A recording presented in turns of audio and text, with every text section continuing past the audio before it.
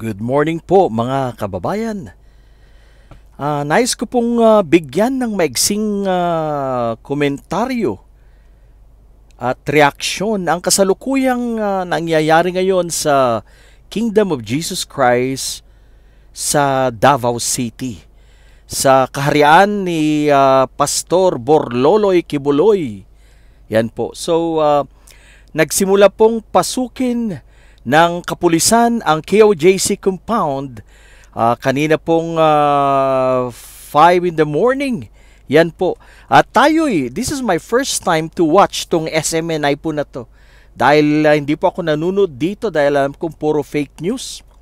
At napatunayan ko nga po na ito ay hindi karapat-dapat na magpahayag. Dahil ang SMNI News ay puro fake news po ang mga pinagsasabi nito. Para po paniwalain ng taong bayan na ang mga miyembro ni Kibuloy, ang Kingdom of Jesus Christ ay inaapi. Yun po ang gusto nilang palabasin sa buong mundo. Yan po. But bago po tayo magpatuloy mga kababayan at mga kariban ko, nais ko pong batiin kayo ng isang magandang araw. At sana po'y okay po tayong lahat mga kababayan ko. Sana po'y masaya pa rin po tayo despite of hardships that we're facing. Smile lang po tayo. Tuloy ang laban. Alright, so yan nga po. Ito po ang aking observation habang kino-cover na mga nagtutulungan po itong mga makakibuloy, itong mga tao ng KOJC na i-cover. Pero yung po mga tono nila ay iisa. Sila po ay one-sided. Sila po ay bias sa kanilang mga pinagsasabi sa kanilang mga report.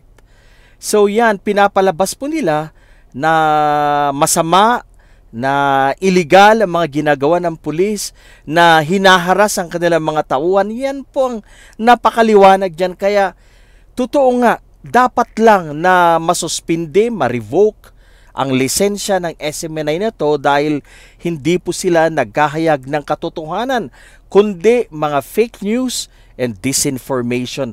Ito nga po ang ginamit ng Administrasyong Duterte nung siya po ay nasa kapangyarihan pa lamang para po pasamain ang kanilang mga kalaban at para maghayag ng mga fake news and disinformation. Yan.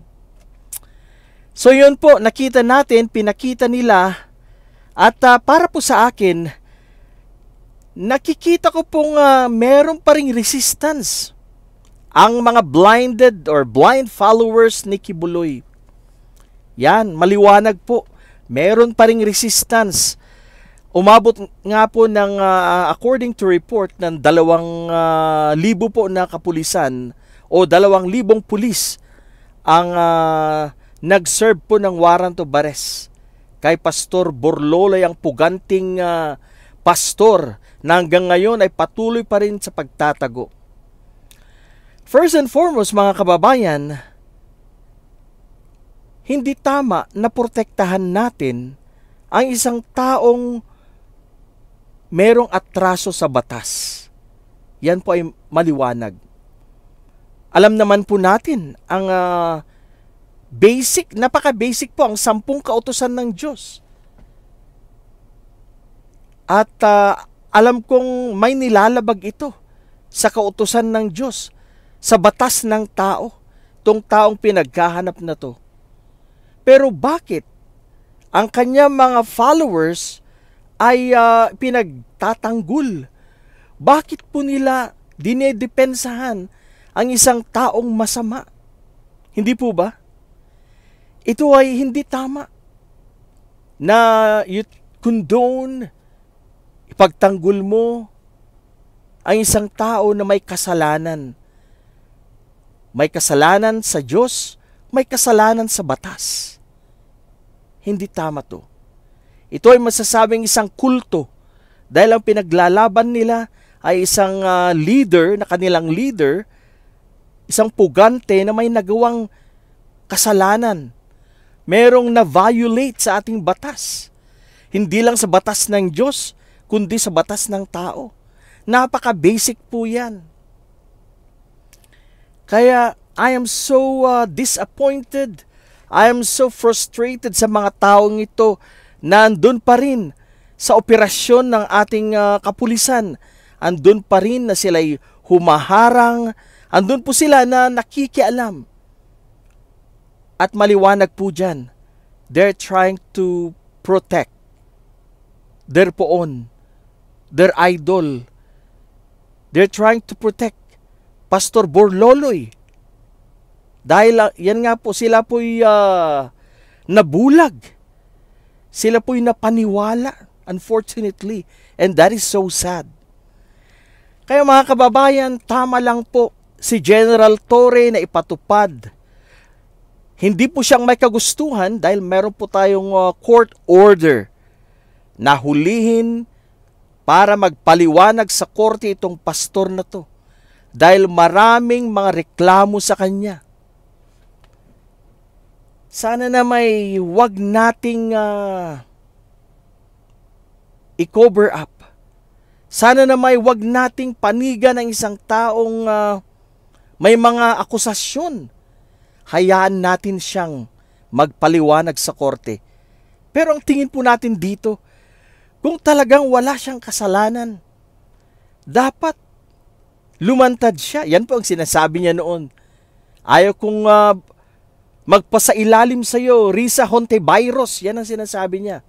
Pero sa korte, papayag ako. Pero nung umabot na po siya sa korte, meron na inilabas ang korte, may court order na para i-arrest siya. Ngayon, nagtatago na. So, ibig sabihin, maliwanag po yan na guilty po. Guilty po itong pastor na to. At tama po yung mga complaints ng mga kabataang inabuso ng pastor na to. It is so sad na sa ngayong panahon na to, marami po sa ating mga kababayan are so gullible at madaling mapaniwala sa mga ganyan. Mahirap talaga.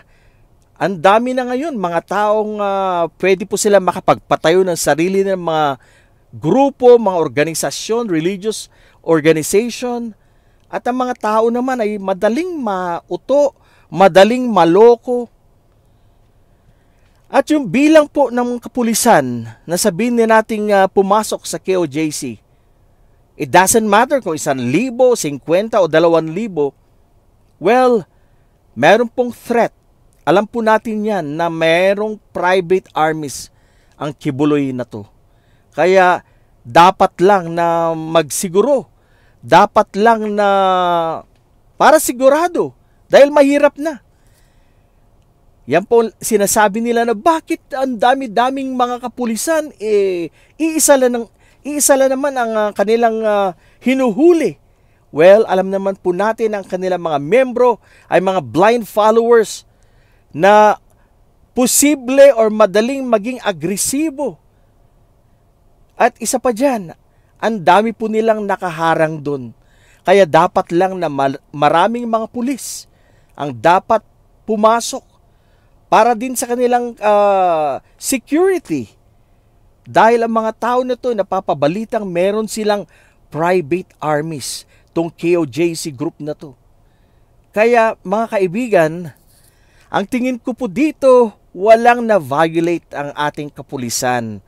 Sila lang po ay sumusunod sa utos ng korte. Yan po ang maliwanag dyan. Kaya sa mga DDS dyan, mga KOJC members, huwag nyo kaming lituhin. Huwag kayong mag-spread ng fake news and disinformation. Tama lang. And kudos to General Torre. Marami pong salamat. Good job po, General Torre, sa inyong pag-serve ng mission na yan or order. Tama lang po yan sa inyong ginawa. At ito namang sinasabi nilang mga namatay or mga casualties, well, nakikiramay po tayo sa kanilang pamilya. Wala pong problema dyan. Pero ang question, bakit po kayo nandyan? Alam nyo naman na meron kayong sakit. Meron kayong sakit sa puso, kung ano man yan.